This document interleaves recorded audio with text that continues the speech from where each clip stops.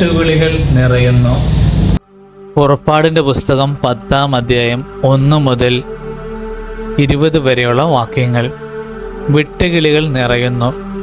കർത്താവ് മോശയോട് പറഞ്ഞു, നീ ഫറവോയുടെ അടുക്കിലേക്ക് പോവുക. ഞാൻ ഫറവോയുടെയും സേവകരുടെയും ഹൃദയം കഠിനമാക്കിയിരിക്കുന്നു.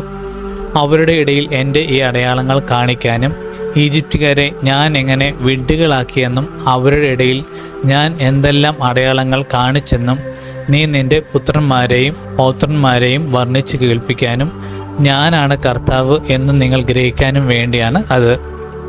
മോശയും അഹ്റോനും ഫറവോയുടെ അടുത്ത് ചെന്ന് പറഞ്ഞു, ഹെബ്രായരുടെ ദൈവമായ കർത്താവ് ഇങ്ങനെ പറയുന്നു, എത്രനാൾ നീ എനിക്ക് കീഴ്വഴങ്ങാതെ നിൽക്കും? എന്നെ ആരാധിക്കാനായി എൻ്റെ ജനത്തെ വിട്ടയക്കുക. അവരെ വിട്ടയക്കാൻ വിസമ്മതിച്ചാൽ ഞാൻ നാളെ നിന്റെ രാജ്യത്തേക്ക് വെട്ടുകിളികളെ അയക്കും. അവ ദേശത്തെ കാഴ്ചയിൽ നിന്നും മറിച്ച് കളയും. കന്മഴയിൽ നിന്നും രക്ഷപ്പെട്ടവയെ എല്ലാം തിന്നു കളയും. അവ നിങ്ങളുടെ വയലിൽ വളരുന്ന എല്ലാ മരങ്ങളും തിന്നു നശിപ്പിക്കും. നിന്റെയും നിന്റെ സേവകരുടെയും ഈജിപ്തുകാരുടെയും വീടുകളിൽ അവ വന്ന് നിറയും. നിന്റെ പിതാക്കന്മാരോ അവരുടെ പിതാക്കന്മാരോ ഈ നാട്ടിൽ താമസമാക്കിയ നാൾ മുതൽ ഇന്നോളം ഇങ്ങനെയൊന്നും കണ്ടിട്ടുണ്ടാകുകയില്ല. അതിനുശേഷം അവൻ ഫറവോയുടെ അടുത്ത് നിന്ന് മടങ്ങിപ്പോയി.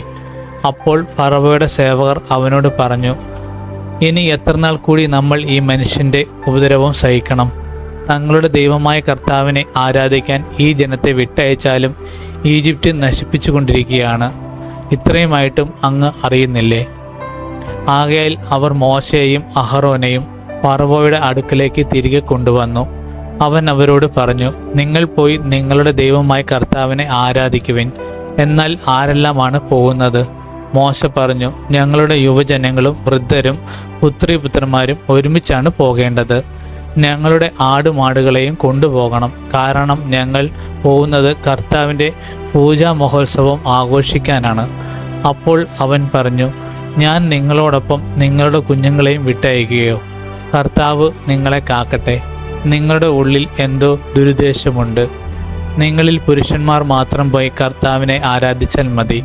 അതാണല്ലോ നിങ്ങൾ ആവശ്യപ്പെട്ടിരുന്നത്. ഉടൻ തന്നെ അവർ ഫറവോയുടെ സന്നിധിയിൽ നിന്നും ബഹിഷ്കൃതരായി. പിന്നീട് കർത്താവ് മോശയോട് അരുളി ചെയ്തു, നീ ഈജിപ്തിൻ്റെ മേൽ കൈ നീട്ടുക. കന്മഴയെ അതിജീവിച്ച എല്ലാ ചെടികളും തിന്ന് നശിപ്പിക്കുന്നതിന് വെട്ടുകിളികൾ വരട്ടെ. മോശ തൻ്റെ വടി ഈജിപ്തിൻ്റെ മേൽ നീട്ടി. അന്നു പകലും രാത്രിയും മുഴുവൻ ആ നാടിൻ്റെ മേൽ കർത്താവ് കിഴക്കൻ കാറ്റ് വീശിച്ചു. പ്രഭാതമായപ്പോൾ കിഴക്കൻ കാറ്റ് വെട്ടുകിളികളെ കൊണ്ടുവന്നു. വെട്ടുകിളികൾ ഈജിപ്തിനാകെ ആക്രമിച്ചു. അവ രാജ്യം മുഴുവൻ വ്യാപിച്ചു. ഇത്ര വിപുലമായ വെട്ടുകിളികൾ ഇതിനു മുൻപ് ഉണ്ടായിട്ടില്ല, ഇനി ഉണ്ടാവുകയുമില്ല. അവ ദേശമാകെ മൂടിക്കളഞ്ഞതിനാൽ നിലം ഇരുണ്ടുപോയി. നാട്ടിൽ കന്മഴയെ അതിജീവിച്ച ചെടികളും മരങ്ങളിൽ ബാക്കി നിന്ന പഴങ്ങളും അവ തിന്നു തീർത്തു. ഈജിപ്തിൽ മരങ്ങളിലും വയലിലെ ചെടികളിലും പച്ചയായി ഒന്നും തന്നെ അവശേഷിച്ചില്ല. ഫറവോ തിടുക്കത്തിൽ മോശയെയും അഹ്റോനെയും വിളിപ്പിച്ചു പറഞ്ഞു, നിങ്ങളുടെ ദൈവമായ കർത്താവിനും നിങ്ങൾക്കുമെതിരായി ഞാൻ തെറ്റ് ചെയ്തു പോയി. ആകയാൽ ഇപ്രാവശ്യം കൂടി എന്നോട് ക്ഷമിക്കണം. മാരകമായ ഈ ബാധ എന്നിൽ നിന്നും അകറ്റുന്നതിന് നിങ്ങളുടെ ദൈവമായ കർത്താവിനോട് പ്രാർത്ഥിക്കുവിൻ. മോശ ഫറവോയുടെ അടുക്കൽ നിന്ന് പോയി കർത്താവിനോട് പ്രാർത്ഥിച്ചു. കർത്താവ് വളരെ ശക്തമായ പടിഞ്ഞാറൻ കാറ്റ് വീശിച്ചു. അത് വെട്ടുകിളികളെ തൂത്തുവാരി ചെങ്കടലിലെറിഞ്ഞു. അവയിലൊന്നുപോലും ഈജിപ്തിൻ്റെ അതിർത്തിക്കുള്ളിൽ അവശേഷിച്ചില്ല. എങ്കിലും കർത്താവ് ഫറവോയോട് കഠിനചിത്തനാക്കുക മൂലം അവൻ ഇസ്രായേൽക്കാരെ വിട്ടയച്ചില്ല.